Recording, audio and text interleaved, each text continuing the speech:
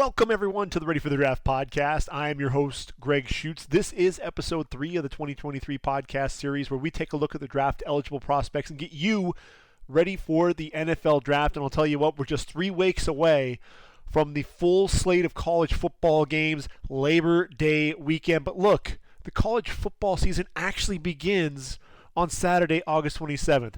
We actually have a few games that'll kick off that college football season before we get into Labor Day weekend. So we still have a lot of ground to cover before we get to the 27th of August. And really what I want to do is take a positional look at the draft as we move into the start of this college football season. Who are the guys to really keep an eye out for at each of the positions? And we're going to start rolling with the quarterbacks. And when you take a look at last year's quarterback draft class, not a ton of depth at the top, right? We only have 4 quarterbacks taken in the first 2 days of the draft. Kenny Pickett, the only quarterback taken in round number 1, and that was the longest we had to wait for a quarterback to be drafted in the first round. He went number 20 overall to the Steelers. Look, that was the latest since E.J. Manuel was taken number 16 overall in 2013.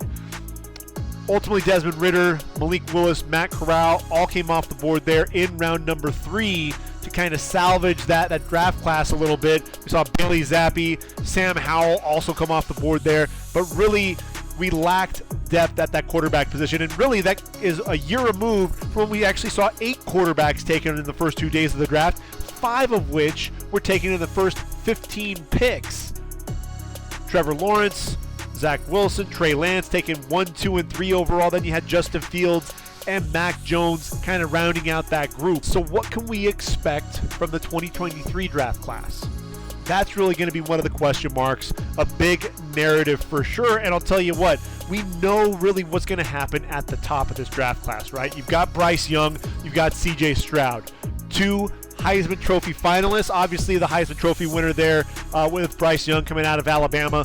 But the question really is going to be, who's that third quarterback that's going to emerge, a guy that we could see potentially rise to the level of being a first-round selection? You know, there's a lot of talent beyond Bryce Young and CJ Stroud, but there are a lot of question marks as well with this group. So that's really, we're going to have to see how that 2022 season plays out to see who really does rise to the occasion and have a big year. So a lot to get to, a lot of guys to discuss. So let's go ahead and jump right into things. And when you look at Bryce Young, I think going into the season, he has to be the number 1 quarterback on your draft board. When you look at him, multiple touchdowns in each and every game. 47 touchdowns overall, 7 interceptions, just under 67% completion percentage, over 4,800 yards through the air. Now, this is a guy who, threw for 3 or more touchdowns in all but 4 of his games during the regular season. And then you had the game against Georgia in the national championship where he threw just 1 touchdown and 2 interceptions. And really, when you look at it in the playoffs, 4 touchdowns, 3 interceptions, just threw for 181 yards against Cincinnati. Team started to figure out what to do with Bryce Young a little bit towards the end of the season. But look, you saw a stretch there in the SEC, a 5-game stretch where, man, he was just locked in. Mississippi State, Tennessee, LSU, New Mexico State, Arkansas, 18 touchdowns, 0 interceptions, and that 5-game stretch really culminated with that Arkansas game where he was 31 of 40, which is 77.5% for 559 yards and 5 touchdowns. And what you see from Bryce Young, even though he was only a redshirt freshman, he was mature beyond his years. That's one of the things that I think really jumps off when you watch him play. Over 4,500 yards passing, single season record there at Alabama, but the poise, it's absolutely ridiculous what this kid was able to do. Come out and right away really pick up where Bama left off and really cement himself as a front runner for the Heisman Trophy pretty much almost immediately. This is a guy who has tremendous arm strength, despite the fact that he's not the biggest guy. Look, he's just 6'4", 194 pounds. But he has tremendous, he has really good arm strength, has a quick release. But what you see is the pocket presence, the poise in the pocket. That's one of the things that I think really stands out for me. You saw when they played against Georgia, Trayvon Walker coming free, able to avoid, roll out, and keep his eyes down the field, locate a tight end, and make a throw down the football field. A guy who is not the most mobile quarterback that you're going to find, but a guy that just knows how to manipulate the pocket, either these subtle movements to his left or right to avoid pressure, to buy a little bit of time, keep those eyes down the field, and look, you give him time, he will pick you apart. That's one of the things that I think is so impressive. And then when you watch the accuracy, sure, there were a lot of short throws to running backs and receivers in this offense, but when it was time for him to throw the football down the field, what you really saw was his ability to throw his receivers open, the anticipation, seeing where that defender is going to be and put the ball where only his receiver can make a play, whether it was a back shoulder throw, putting it towards the sideline, allowing his receiver to adjust and make a play on that, or really what he was really great at was those in-breaking routes, allowing those receivers who had a step on his man to make the catch and run after that catch. That's really the biggest thing. That yak was really what they were looking for. The ability, the touch on the deep ball, so drop the ball in the bucket down the field as well. I know when you've got a wide open receiver, throwing that deep ball, it doesn't really mean a whole lot in terms of the scouting world because everybody can make those deep throws. But what he could also do, you saw the precision passing, his ability to fit the ball into a tight window when he needed to. One of the things that I think in terms of the decision making, it was against LSU. At the 8-yard line, took a snap, was able to one-hand it, so the poise and the calmness in the pocket. Then he rolls out. John Mechie had just had off coverage against Dwight McLaughlin, the corner, able to separate, coming across the field into the end zone. He retreated, drew that defensive lineman up, and then had a nice throwing lane to put it over the top for the touchdown. Intelligent, calm, and his ability to make plays, I think that really was one of the things that stood out for me. With him for sure. Like I said, the arm strength is there. You see the timing, his ability to put the ball on a line out in front of his receiver, allow them to make a play and get down the football field. But one of the things that you can say about Bryce Young is you've got to put pressure on him. And that's really the biggest thing that I think stands out for me is when you put pressure on him, the footwork gets a little sloppy at times, and sometimes he'll be stepping off, throwing off his back foot, and that's really where you're going to see him struggle a little bit at times with some of that footwork. Is the accuracy drops and diminishes quite a bit. The blitz, when he gets blitzed, if he sees that blitz coming, he's going to take advantage of that. He's going to throw to the hot receiver and make a play on you. He's going to really make it difficult for you if he's able to get a good read on that. The biggest problem is ultimately you've got to get to him early and often. You've got to force him off of his spot. He's really good at getting outside the pocket, keeping his eyes down the field, but again, he will force it at times when he gets outside the pocket, especially because he's not a tremendous runner of the football. If you can get into some of those passing lanes, if you can really start chasing him down, he's going to try to force it at times. And I think that's really what you saw, especially from Georgia in that national title game. He struggled at times with some of that pressure. In the first quarter, he was 2 of 6 for 8 yards when he was pressured. When he wasn't pressured, 7 of 9 for 56 yards. That was just in that first quarter. I think that's really the first time you really saw him as a redshirt freshman. This was the other thing too that he would struggle with at times, was he would hold on to the ball too long. This is such an intelligent quarterback, high football IQ. There were some times where you might have some of that analysis paralysis where he's either rolling out or trying to do too much, trying to look for too much instead of just getting rid of the ball and living to see another down. But look, Bryce Young, there's a reason why he's at the top of the list. It's because of his approach to the game. He just understands where to go with the football at all times. Just when you didn't think Bama could find a quarterback as intelligent as Mac Jones was, a guy who wasn't the best athlete but always knew where to go with the football, and then the accuracy, the pinpoint ball placement, Bryce Young was able to elevate that and really take things to the next level. Now, beyond Bryce Young, the next guy is CJ Stroud. And I think when you're talking about these two guys. I think they'll be doing battle with each other and Will Anderson for that first overall pick. And so that's really what's going to be interesting in terms of the dynamic. You look at CJ Stroud, he's a little bit bigger. He's 6'3", 215 pounds, fourth in the Heisman Trophy voting. And when you look at his stats, eerily similar. 71.9% completion percentage, over 4,400 yards, 44 touchdowns, and just 6 interceptions. 2 of which were in a game against Nebraska. Threw for over 400 yards in that game, 2 touchdowns, 2 interceptions. But when you look at, the game against Michigan State was absolutely unreal. Had 6 touchdowns in the first half, 32 of 35. That's 91.4% completion percentage for 432 yards and 6 touchdowns. And who can forget the performance in the Rose Bowl? Completing 80% of his passes, 573 yards, 6 touchdowns, and an interception. He and Jackson Smith and Jigba, the 1-2 punch in that game, didn't have his main guys and Chris Olave and Garrett Wilson, but it didn't matter. That was one of the things that I thought really stood out. Look, third quarterback to throw for over 40 yards at Ohio State, along with Dwayne Haskins and Justin Fields. In that Rose Bowl game, 3 touchdowns on 3 straight passes. Just absolutely ridiculous what this guy was doing. And like Bryce Young, I thought he got a lot better as the season went along. You just saw him continue to get the momentum, continue to build a rapport with his receivers. And that's why I'm really looking forward to seeing what he can do this year.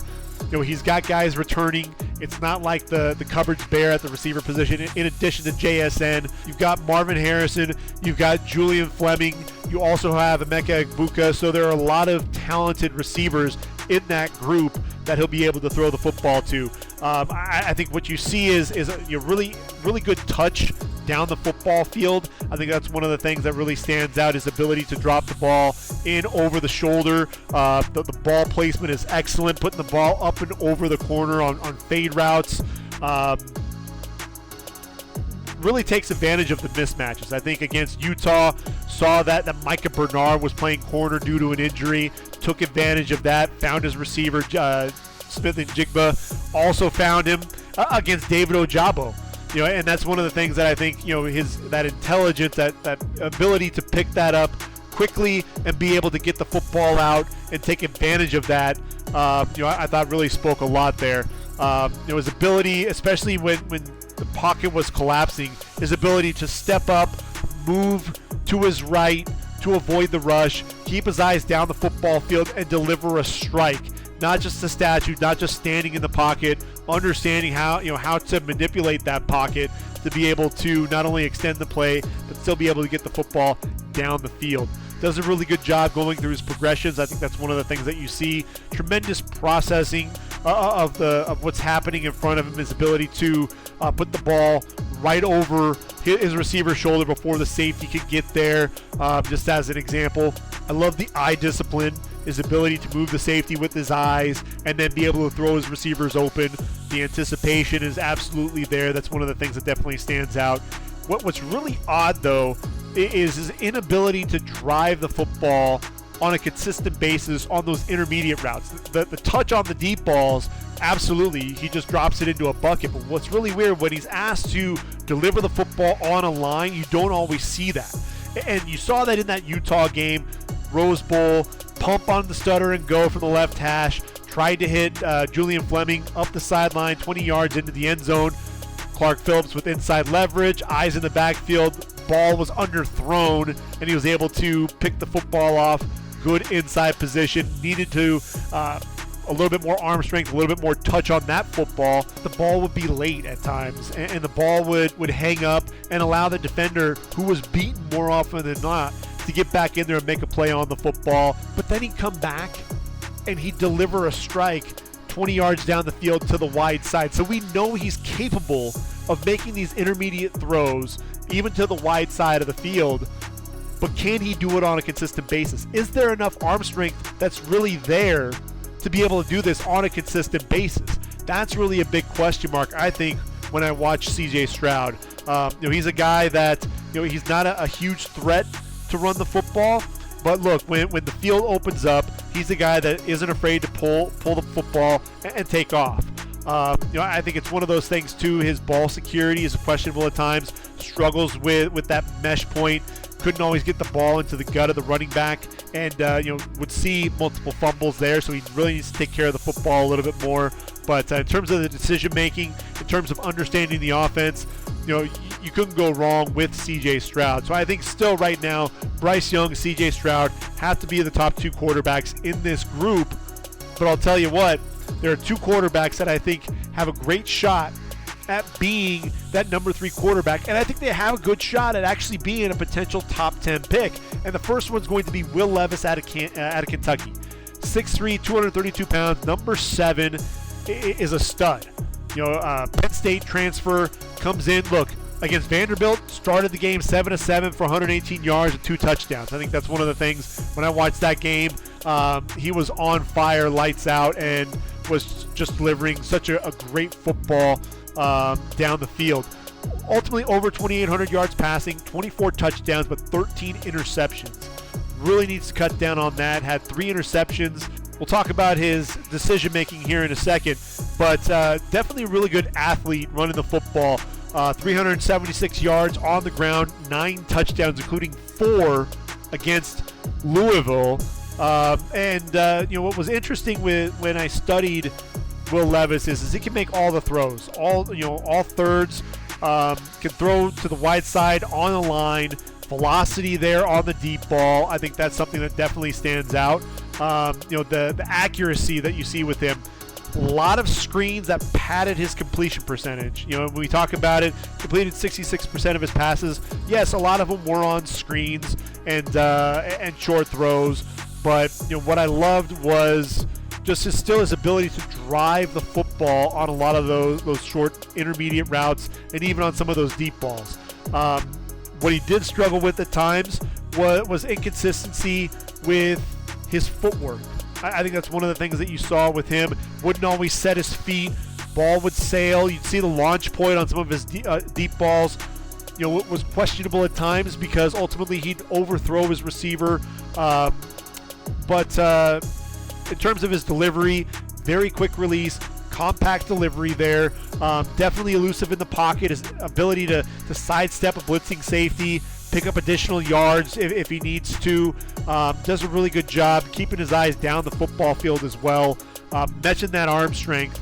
Just his ability to drive the football down the field with just the flick of a wrist. I think that's one of the things that was really impressive when I watched him, and his ability with that ball placement, being able to drop the football in the bucket. That's something that you definitely want to see out of your quarterback. But the ball placement was inconsistent at times. Wouldn't always throw the football out in front of his receiver, lead that receiver. Needs to work on some of the anticipation. Don't always put it on that hip because that's going to allow that defensive back to get in there and make a play on the football.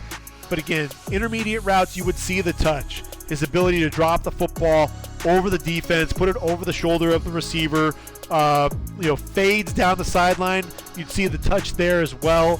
So he definitely has the ability to do that. Eye discipline. That's one of the things that I think definitely stood out for me was his ability to hold the safety with his eyes, then be able to turn and uncork a ball, good 25, 30, 40, 50 yards down the field, often to his top target, Wan'Dale Robinson. And when you look at Kentucky, Wan'Dale, of his 2,800 yards passing, the majority of it went to his go-to wideout, and that was Wan'Dale Robinson, who caught 1,334 yards of that 2,800 yards that Will Levis had. So when you lose that type of production at that receiver position, we talk about that quite a bit. You look at guys who struggled to build that rapport. We saw it out of Sam Howell this past season. Really lost Javonte Williams and Michael Carter there at that running back position. Lost both of his receivers in terms of Daz Newsome, De'Ami Brown, and he struggled to build that rapport. Ultimately had that connection with Josh Downs, but that was really where he struggled at times. You also saw that from Josh Allen. He had the Wyoming's all-time leading rusher Brian Hill. He had Taylor Gentry. He had Jacob Hollister as his receivers. They all move on to the NFL, and he struggled to build rapport at times. So that's one of the things that I really am going to be looking for with Will Levis is how quickly he's able to develop some of that chemistry there. I think what you do see with Will Levis as well is he'll hold on to the ball a little bit too long. I think he needs to see the whole field. He'll stare down some of his receivers. He'll telegraph passes, allowing defensive backs to get in on the play as well. So I think those are some issues that he needs to work out. But look, he's a dynamic athlete, and that's one of the things that I love about Will Levis. Look, he's a physical runner, isn't afraid to hurdle a guy in the open field either. I think that's one of the things that you see. Not overly elusive laterally, but he's definitely effective as a downhill runner. And look, he'll lower the pads and he'll deliver a blow to finish out that run for sure. Tyler Van Dyke out of Miami is the other guy that I think really has a great shot at being a first-round pick. Look, 6'4", 224, definitely looks the part. The redshirt freshman came in a season ago and was 6-3 as a starter. Not a bad start there against Central Connecticut State. 10 of 11, 270 yards and 3 touchdowns. Not a bad way to start things a little bit there. Struggled in his next 2 outings, a couple of losses against Virginia and North Carolina. Under 50% completion percentage in those 2 games, 2 touchdowns, 3 interceptions. Didn't eclipse the 300-yard mark in any of those games. But look, it was really what happened down the stretch. Won 5 of his last 6, threw over 300 yards in each of those games, including a 426-yard performance against Pittsburgh. Had 4 games without throwing an interception. And look, Miami just seemed to be on a roll with this guy at the helm throwing the football. And that's really one of the things that I think stands out for sure when you watch him play. This is a guy that can drive the football to all levels of the football field. Quick release, big arm. I think those are 2 of the things that you could definitely say about Tyler Van Dyke. The deep ball accuracy is questionable at times. Really feast or famine when it comes to that deep ball with Tyler Van Dyke. I thought he got better as the season progressed, and really what I'm looking forward to is having an entire season under his belt. I thought against Florida State, and in a losing effort, you saw poise, in rhythm, short routes, intermediate routes, on the money, trying to lead his team back to victory. I thought that's something that definitely stood out for me. Needs to change his speeds a little bit, work on that touch. Not everything needs to be a fastball. You can dial that back just a little bit. But look, the pocket presence is absolutely there. He knows how to not only manipulate the pocket, but he's able to take a hit, shrug it off, and still be able to deliver the football to the wide side of the football field and put it there on a line. I think that's something that definitely stands out when you watch him play as well.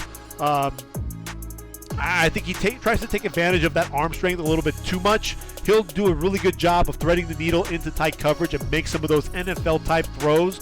But the decision-making, he needs to make sure that he's not forcing it, because that is what's going to get him into trouble.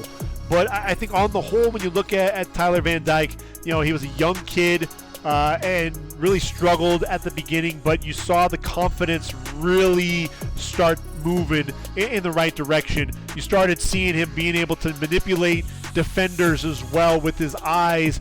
The comfort level there, the deep ball accuracy was getting better as the season progressed as well. The poise in the pocket. To me, I think the future is bright for Tyler Van Dyke. A big year under new head coach Mario Cristobal. That's going to be the biggest question mark there. But look, I think he'll have better protection this season. You're going to get an offensive line-minded coach there in Mario Cristobal. He's going to bring a physicality to the front line. So I think that's definitely going to help with Tyler Van Dyke. Get a running game that's going to be able to support a little bit of that play action, really be able to see what Tyler Van Dyke can do in an offense that'll be tailor-made, I think, for the NFL as well. Next on my list is Devin Leary. I think he's just a step below. He's 6'1", 212 pounds, the junior from NC State. And look, this is a guy who we talked about the loss of players around you, that supporting cast, and what that's going to look like. We're going to see what Devin Leary is really made of, because he's losing his top 2 running backs in Zonovan Bam Knight and Ricky Person.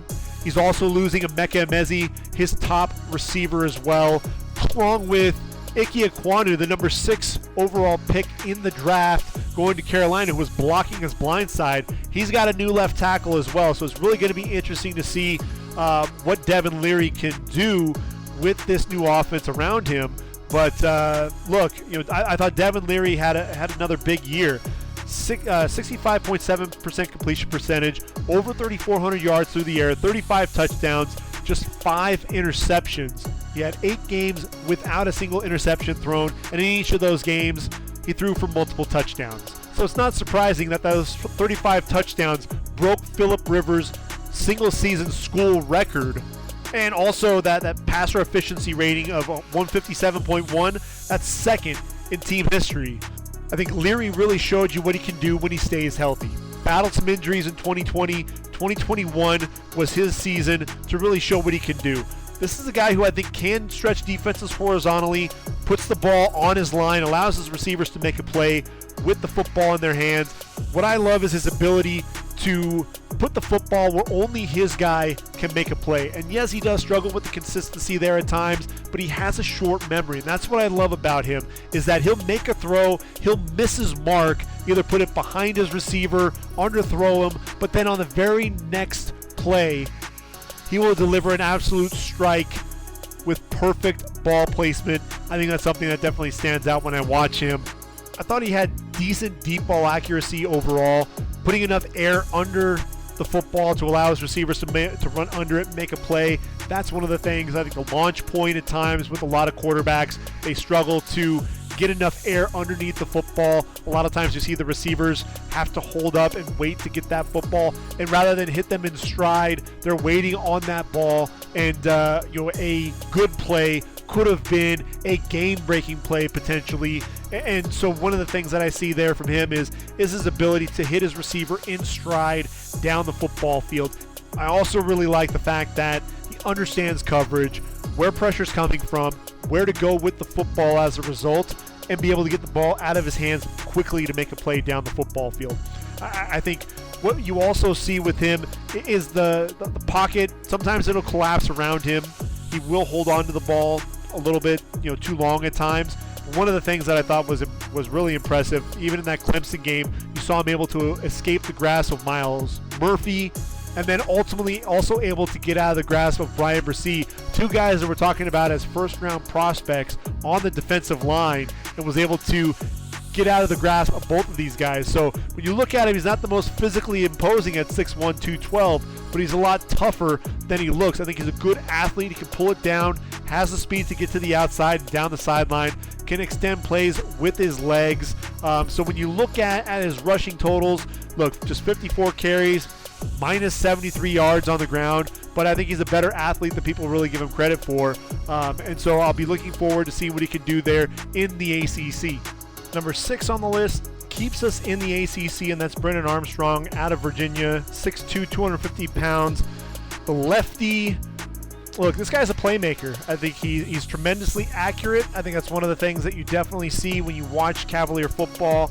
65.2% completion percentage. And when you look at his stats overall, just 3 games where he completed under 60% for the game, over 4,400 yards through the air, 31 touchdowns, 10 interceptions. And look, when you talk about the interception count, just 3 games without an interception. So I think in terms of the decision making, just making sure that he doesn't have a couple of those mental lapses, really shore things up, because I think that can make all the difference in the world when you're looking at a prospect. And look, when you're talking about Brennan Armstrong, what's he going to look like in a Tony Elliott offense? That's going to be a big question.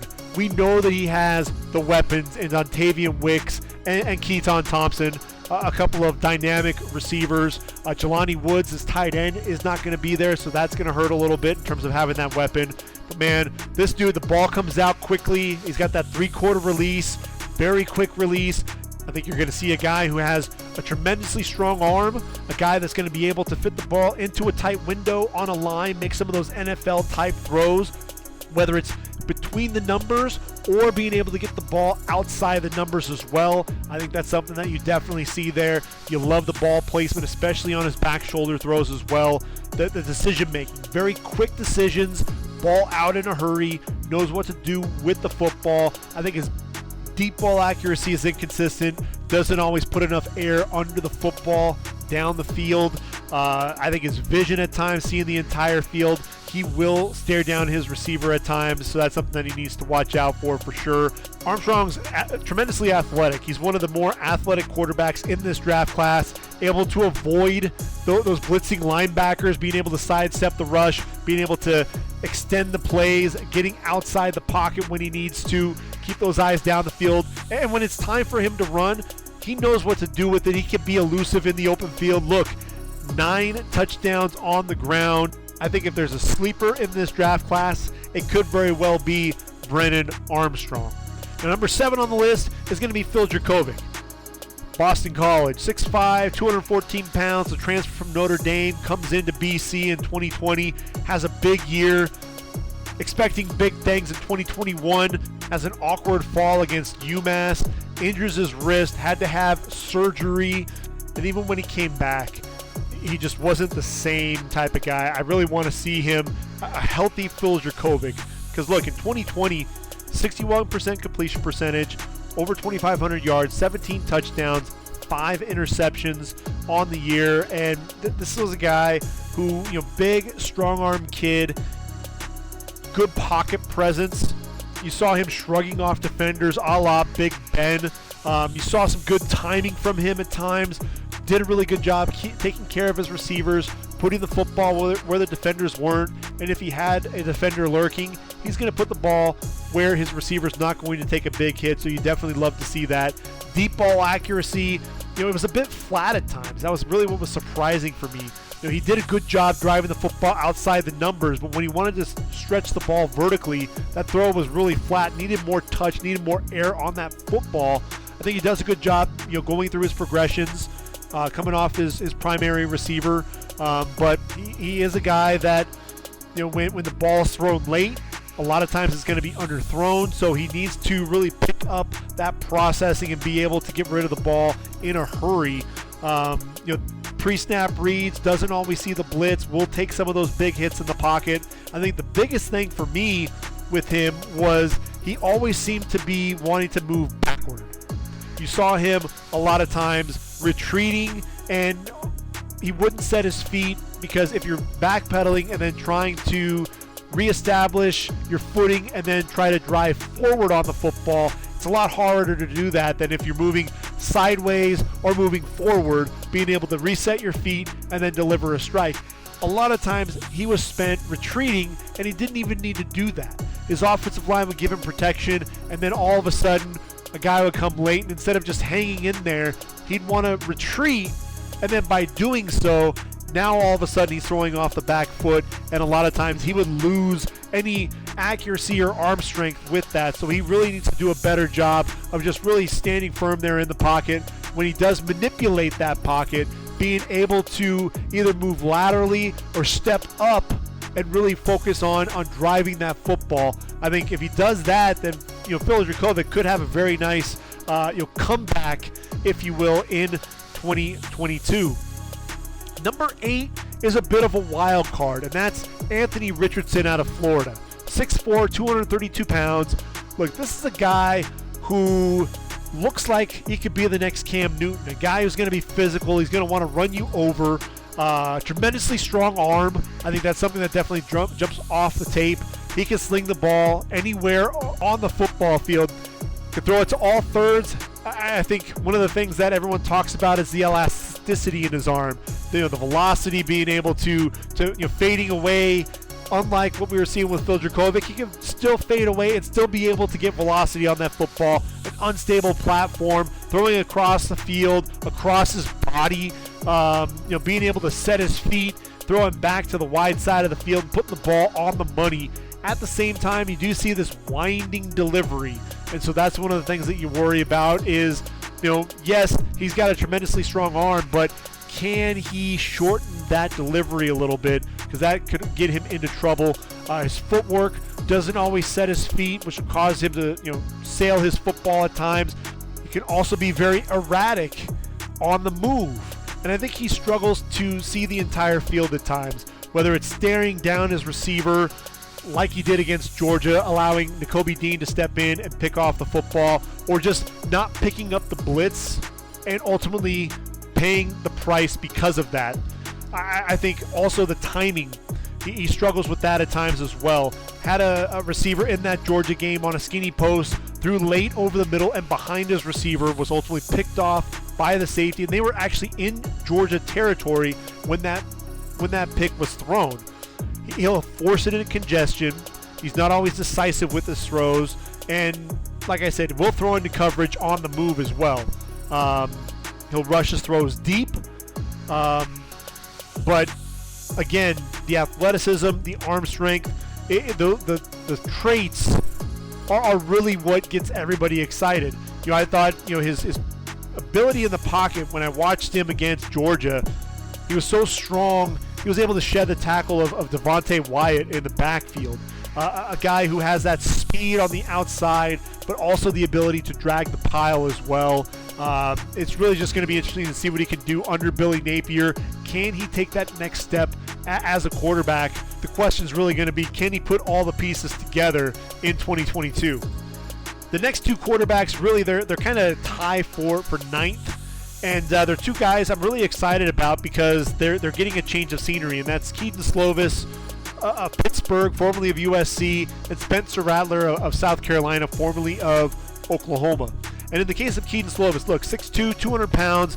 This was a guy who in 2019 burst onto the scene as a true freshman, takes over for an injured JT Daniels, who tore his ACL in that first game against Fresno State, and really emerged as a guy. Look, he was an unheralded quarterback, a three-star guy, but look, he was coached by Kurt Warner in high school, and a kid who I think really was flying under the radar. In 2020, in Graham Harrell's offense, USC's passing offense ranked 11th nationally, first in the Pac-12. Slovis was a first-team All-Pac-12, ranked in the top 20 in completions, passing yards, and total offense. Completion percentage was number 18 overall at 67%. And so when you look at what he was able to do in that offense in 2020, you were expecting big things going into that 2021 season, and it just didn't happen. And really, I think what happened was teams were able to figure out what Graham Harrell was wanting to do with that spread offense. And I think ultimately it messed with Kedon Slovis. I think it really did. You saw this paralysis by overanalysis. Kedon Slovis wouldn't get rid of the football. You're waiting for him to do that, and he's going through his progressions. He's looking left, he's looking right, he's looking to the middle, and really Graham Harrell wanted to attack the sideline, attack the boundary whenever possible, and didn't really always want to attack the middle of the football field. Ultimately, if they had matchups, you'd see a lot of balls thrown deep, and Kedon Slovis, one of the things that you love about him is he had full confidence in his receivers to win those 50-50 balls.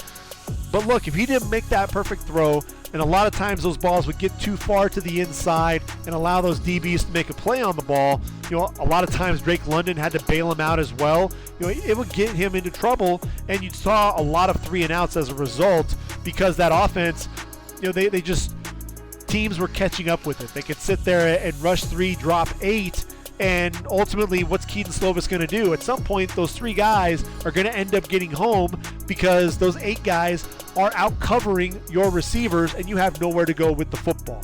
He's not the dynamic runner to really force you out of that zone, and they didn't have the running game at SC either. So I think that's really where things took a toll on Kedon Slovis. I think you see the touch, the accuracy, it's definitely there. The arm strength is there as well. He can make all the throws that you need him to do. Yes, his deep ball, at times the ball will hang up. You want to see him really drive the football a little bit more. But I think a lot of that is absolutely there. When he is on time and in rhythm, he can be absolutely deadly, and that's why I'm looking forward to seeing him get out of that spread offense and get into Frank Cignetti's pro-style offense there with the Panthers. I'm really excited, and I think Kedon Slovis has a good chance to put that behind him and allow him to really excel in an offense that's more suited for his skill set. I think this is a guy, I think he's comfortable whether he's rolling left or rolling right.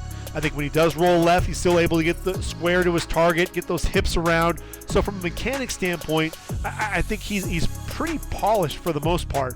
I think He can drive the football outside the numbers, especially on those intermediate throws, being able to hit the receiver.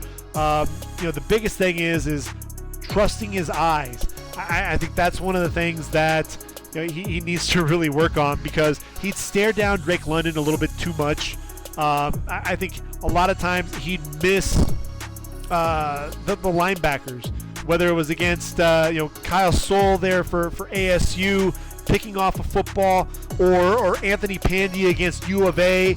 These guys are dropping into the passing lane, and he wouldn't see these guys, and they would ultimately make a play on the football, and there'd be an interception, and any momentum that he had, he lost.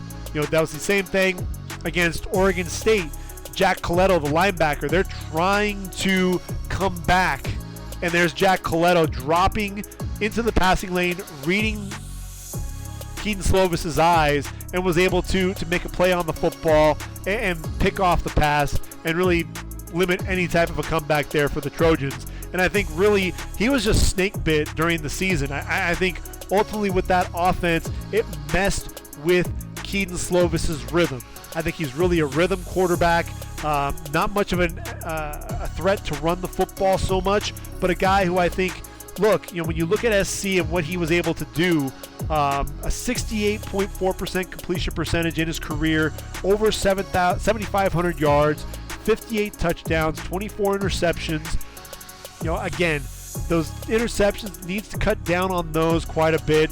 And look, in 2021, had 11 touchdowns to those 8 interceptions. That's really not going to get it done, whether you're playing in the Pac-12 or the ACC. He needs to speed up his clock a little bit. I think that's one of the things that he struggles with, because he was going through his progressions and couldn't find anyone. But you also see these glimpses. You'd see him feel the backside pressure, roll out of the pocket, and put the ball on the money to his receiver down the field. So there are signs to his game, but I think he was shook in this offense. So really a change of scenery was something that he needed. I wouldn't be surprised if Kedon Slovis has a big year in the ACC, running an offense again that I think is more suited for him. Then we take a look at Spencer Rattler, 6'1", 200 pounds, and the hype train for Spencer Rattler was unreal. Look, he's coming into a situation where you had back-to-back Heisman Trophy winners in Baker Mayfield and Kyler Murray, and then Jalen Hurts was the Heisman runner-up. These guys were drafted 2 in the first round, 1 in the second, and now you're asked to be the guy that's going to step in and take OU to the next level. This is a kid who, the hype train, 5-star recruit, and he definitely looked the part. You saw the arm strength, the ability to get the football out quickly, the effortless delivery, just flick of the wrist, and he'd be able to throw the football 50-plus yards down the field. He'd be able to change those arm slots to make the proper throw. You saw him deliver the football from the near hash to the opposite sideline on a line. The arm talent was absolutely there. I think that was something that you never question with Spencer Rattler. One of the things that you definitely saw with him, though, was the accuracy on the run. This was a kid who loved to get outside the pocket, keep those eyes down the football field, and make plays vertically, which is great, but you also need to play within that pocket as well. Be able to manipulate the pocket. You don't always have to get out and roll out. He escaped that pocket when he didn't need to. If you just stay in the pocket, sidestep the rush, step up a little bit, and deliver a strike, you'll be in good shape. But he wanted to roll out, and what you're doing when you're rolling out is you're essentially eliminating half the field, and then that field really shortens as you continue to move to your right. And if you get to the sideline, you've really limited your target space. And so that's one of the things that I think for Spencer Rattler, he time and time again would get outside the pocket. And yes, you've got a tremendous arm, and that velocity is going to get there in a hurry, but a lot of times he's forcing the football at that point. The DBs, at that point, they've caught up. They've caught up to the receiver. You don't always have a guy that's breaking free. And so that's really the biggest head scratcher for me with him, was getting that football out quickly, being able to stay within the pocket, and be able to deliver a strike down the field. You don't always need to make that Sports Center top 10 throw. Hey, I'm rolling out, and then I'm going to throw the football 60 yards down the field and deliver a strike to my receiver. You don't always need to do that. You can manipulate the pocket and still be just as effective and still be able to move the football down the field. This is a kid, I think he's going to, really a fresh start in a familiar home. Shane Beamer, coach special teams for OU before he ended up taking the head coaching job there with the Gamecocks.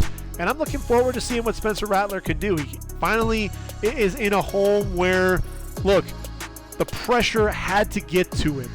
And then on top of that, when you have your fans chanting, "We want Caleb," meaning Caleb Williams, that's got to be hard for the kid. He stayed as focused as he could be. After he was pulled from that Texas game, Caleb comes in and takes the team on that tremendous comeback, and they end up winning that football game. He took some time off, but look, you saw him being a good teammate, looked to be engaged on the sidelines. So I'm really happy that he gets this fresh start, and hopefully he can make the best of it. My final quarterback, really number 11 on the list, I guess because I've got the two guys there at number 9, is Jake Haener out of Fresno State. 6 foot, 200, Washington transfer, a guy who actually entered the transfer portal and then backed out on December 8th when Jeff Tedford was hired. He was 9th in the FBS in passing with 4,096 yards, 33 touchdowns on the year as well. And I think when you look at him, I think gamer is really what comes to mind. I think the legend of Jake Haener there at Fresno State in that game against UCLA was solidified. And just to kind of tell you the story, the Bulldogs are down for 37-33 with less than a minute to play. Hits Jalen Cropper in a window that opened up over the middle, put the ball out in front of his receiver, hit him in stride. The next play found Josh Kelly down the sideline, found his receiver for another 25 yards, put the ball up and over the DB along the sideline, and then an 11-yard touchdown, hit his receiver Jalen Cropper at the front pylon with 14 seconds left to play to put Fresno State up 39-37, 6 plays, 75 yards. Why was that so special? Well, with 2:55 to play, he hung in the pocket, hit his receiver on a stop route, put the ball to the outside, and made a nice play, nice throw on the football. But he had to be helped to the sideline, went down holding his hip from a shot that he took by Stephen Blaylock, the safety, and Ali Cajo, the linebacker. And this kid just got beat up in the backfield by the Bruins. And I don't know how he was able to continue to hang in there in the pocket, but he was. And the pain that he was in, and yet he was still able to do what he did in the last seconds of that game to will that team to victory. This dude, man, you don't rule him out. This dude is tough. You like the accuracy on his football. Deep ball accuracy, though, is inconsistent. I think he has really good arm strength, the ability to even throw across his body at times. Some of those are ill-advised throws, so I think he that gunslinger mentality at times, he needs to dial that back, play within the confines of the offense, not think too highly of that arm strength that, hey, I can make every throw. Be smart with those throws. But what you also love is the vision, his ability to pump left, eyes to the left, that comes back to the right, finds his receiver on a deep crossing route, and then the touch to hit his receiver in stride and make a big play. Haener, again, gritty, gamer, tough, and he's also my highest rated Group of 5 quarterback. One other guy that I'm really interested to see how he transitions to the FBS level is Cam Ward, formerly of Incarnate Word, now at Washington State, 6'2", 220 pounds. And look, at the FCS level, threw for over 4,600 yards and 47 touchdowns.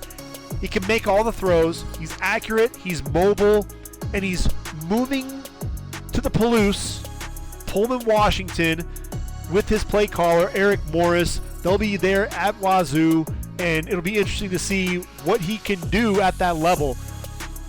He's another guy to keep an eye out for because he has that dual threat capability. What he was able to do at that FCS level, be as accurate as he was, as mobile as he was. He's a guy to definitely be watching out for there in Pac-12 play. So the rest of the quarterbacks, and again, there's a slew of quarterbacks to really keep an eye out for. I've got them kind of broken up into different categories. You look at the game managers. Our game managers are going to be Sam Hartman of Wake Forest, a guy who, good Lord, put up a ton of yards there for Wake Forest, over 4,200 to be exact, 39 touchdowns, 14 interceptions, struggles with that arm strength. Stetson Bennett out of Georgia, a guy that's not going to wow you with any of his physical traits, but a guy who I think just gets the job done for the Bulldogs. Look, he's a national championship winning quarterback. He has a chance to stick as a backup quarterback at the next level. You've got Aiden O'Connell out of Purdue, knows exactly what to do there in Jeff Brom's offense with the Boilermakers. Same goes for Tanner Morgan out of Minnesota, a guy who I think lacks some of the arm strength, really took advantage of having Rashad Bateman there as his wideout. When he lost Mohamed Ibrahim, I think that really lost a lot of his steam, even playing behind such a legit offensive line. I think now that he's had another year under his belt with his receivers, I'm really interested to see if he can elevate his game, because look, when the Golden Gophers were firing on all cylinders, Tanner Morgan was having a big season. PJ Fleck is hoping that they can go ahead and duplicate what we saw from him in 2020. The dual threat quarterbacks. So I think when you're talking about dual threats, you're looking at guys like Malik Cunningham. They're out of Louisville, 6'1", 190 pounds. Athletic. People talk about him. Could he be the next Lamar Jackson? Look, he's not the thrower that Lamar Jackson is, but he's definitely a guy that can make you miss in the open field. I think he's an improving quarterback. He just needs to continue to develop that part of his game. You've got DJ Uiagalelei. They're out of Clemson. Look, whenever you throw 12 interceptions to just 11 touchdowns, that's never going to get it done. He's lost 30 pounds in the offseason. He's big. He's physical. He's a strong runner as well. I kind of have him in that dual threat capability as a result. You've got KJ Jefferson. They're out of Arkansas as well. In that gimmicky offense, you're going to see a lot of quarterback draws, a lot of him just QB powers as well, because he is a big physical guy. I want to see him really elevate his game and take it to the next level. That's one of the things that I worry about with KJ Jefferson. When you look at system quarterbacks, I think Will Rogers of Mississippi State's the guy that you definitely have to look at there. Fourth in the FBS in passing yards per game with just under 365 yards. He's not a big dude. He's not going to be a runner, but man, he knows how to run Mike Leach's offense and has the arm strength that will allow him to be successful in a Mike Leach air attack. Hendon Hooker of Tennessee. When you look at Tennessee and you look at what Josh Heupel's been able to do, that's a team on the rise there in the SEC. Hendon Hooker struggled there at Virginia Tech. He's doing a lot better as a quarterback with the Tennessee Volunteers. Deep ball accuracy is something that absolutely jumps out when you watch Hendon Hooker, a dude that's just able to drop the ball in a bucket. I think timing he struggles with at times, anticipation he struggles, ball placement as well, but definitely a guy who is looking to build off of that 2021 season. And the reason why I say could he be a system quarterback, he wasn't able to get it done at one school. Now all of a sudden under Josh Heupel, he's able to get the job done at a high level. Makes you wonder if it's the player or the system that really elevated his game. How about Dylan Gabriel there, formerly of UCF, now at Oklahoma? They say he's 6 foot, but I believe he's probably 5'10", 5'11", but a guy who threw for over 8,000 yards for the Golden Knights, 70 touchdowns to just 14 interceptions. And really the biggest thing is this is a guy, he's very tough, but he's small in stature, small in size. And look, in Jeff Lebby's offense, man, if this guy gets out and is on the move, breaking the pocket, breaking contain, trying to extend plays with his legs, you worry about his ability to stay healthy. But look, when he is healthy, he's a dynamic playmaker. But again, he's running a Jeff Lebby offense, an offense that he ran at UCF with Jeff Lebby. So that's really the question mark at this point is he a product of the system?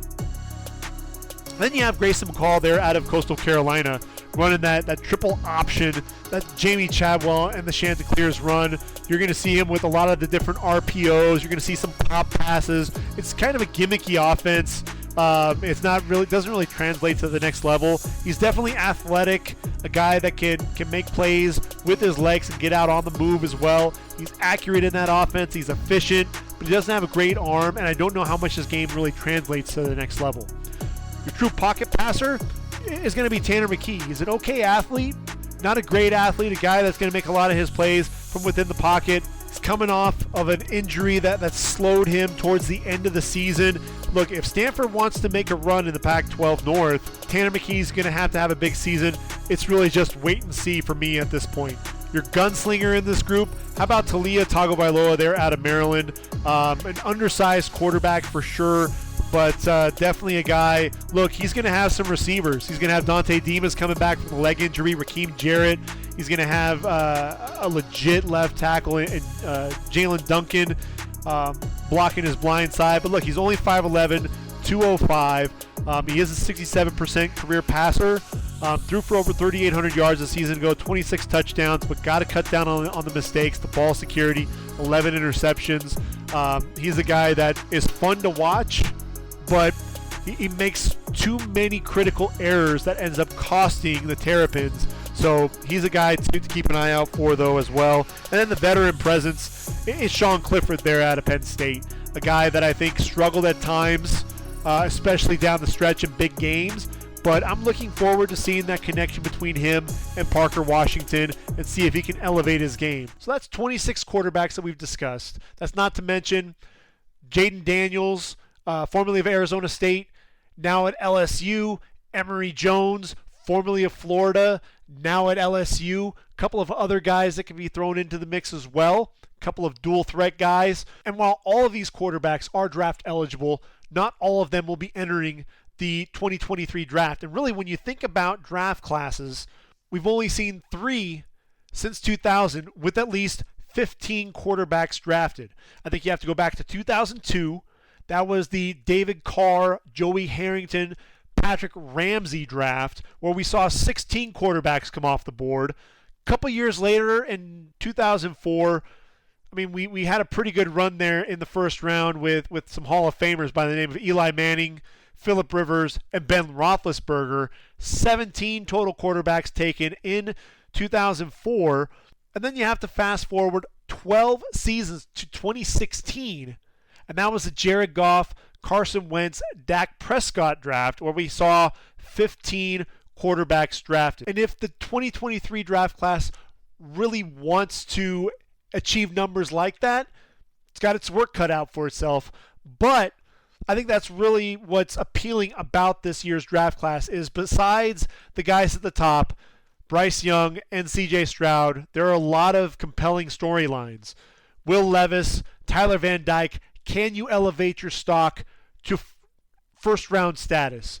Devin Leary, Brennan Armstrong, what can you do in the ACC? Can you challenge for a championship in that conference? Phil Jurkovec, you're coming back. Your redemption story, you and Zay Flowers, can you pick up where you really left off in 2020? Anthony Richardson, can you put everything together and be an elite quarterback like a lot of people are expecting you to be? There's a lot to learn at that position. Will we see him emerge there as a junior, or does he decide to come back for the 2024 draft if there's a little bit more work that needs to be done? Kedon Slovis, Spencer Rattler, will they take advantage of their new home and their new offense? Jake Haener, we know he's a guy, the grittiness, the toughness, don't ever count him out.